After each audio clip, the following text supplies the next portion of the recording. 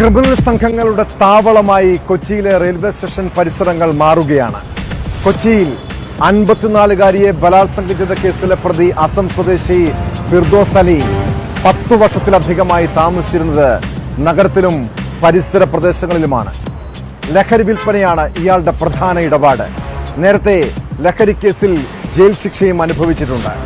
ഇയാളുടെ മറ്റ് criminal പശ്ചാത്തലങ്ങളും police പരിശോധിക്കുകയാണ്. കഴിഞ്ഞ ദിവസം പീഡനക്കേസിൽ പിടിയിലായ പ്രതിയെ കസ്റ്റഡിയിൽ വാങ്ങി ചോദ്യം ചെയ്യുകയാണ് പോലീസ് സംഘം.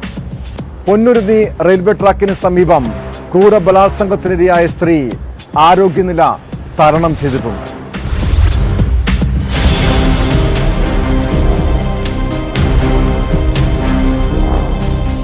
ഈ മാസം 13-നാണ് പൊന്നുരുന്നി റെയിൽവേ ഷണ്ടിംഗ് കേന്ദ്രത്തിന് സമീപത്ത് വെച്ച് 54-കാരി ക്രൂരമായ ബലാത്സംഗത്തിന് ഇരയായത്. രാത്രി നടന്ന സംഭവം പുറത്തറിയുന്നത് പിറ്റേന്ന് പുലർച്ചെയോടെയായിരുന്നു. 2 ദിവസമായി പ്രതിക്കായി വ്യാപക തിരച്ചിൽ നടത്തിയ പോലീസ് ശനിയാഴ്ചയാണ് അസം സ്വദേശി ഫിർദോസ് അലിയെ പിടികൂടിയത്.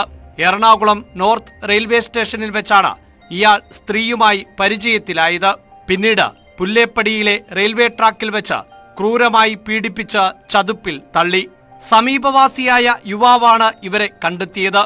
ഉടൻ പോലീസിൽ വിവരം അറിയിക്കുകയും ഗുരുതരാവസ്ഥയിലായിരുന്ന സ്ത്രീയെ കളമശ്ശേരി മെഡിക്കൽ കോളേജ് ആശുപത്രിയിൽ പ്രവേശിപ്പിക്കുകയും ആയിരുന്നു. ക്രൂര ബലാത്സംഗത്തിന് ഇരയായ സ്ത്രീ അപകടാവസ്ഥ തരണം ചെയ്തിട്ടുണ്ട്. കേസിലെ പ്രതിയായ ഫിർദോസ് അലി കഴിഞ്ഞ 10 വർഷമായി എറണാകുളം റെയിൽവേ കോളനിയിൽ താമസിച്ചു വരികയാണ്. ലഹരി കേസിൽ നേരത്തെ പിടിയിലായി ജയിൽ ശിക്ഷ അനുഭവിച്ചിട്ടുണ്ട്. ജയിലിൽ നിന്ന് അടുത്തിടെയാണ് പുറത്തിറങ്ങിയത്. ബലാത്സംഗ കേസിൽ പിടിയിലായ പ്രതിയെ തെളിവെടുപ്പിന് ശേഷം റിമാൻഡ് ചെയ്തിരുന്നു. ഇയാളെ കൂടുതൽ ചോദ്യം ചെയ്യലിനായി കസ്റ്റഡിയിൽ വാങ്ങാനാണ് പോലീസ് നീക്കം. ഇതിനായി കോടതിയിൽ അപേക്ഷ നൽകും. ഇയാളുടെ ക്രിമിനൽ പശ്ചാത്തലം ഉൾപ്പെടെ പരിശോധിക്കാനും പോലീസ് ഒരുങ്ങുകയാണ്.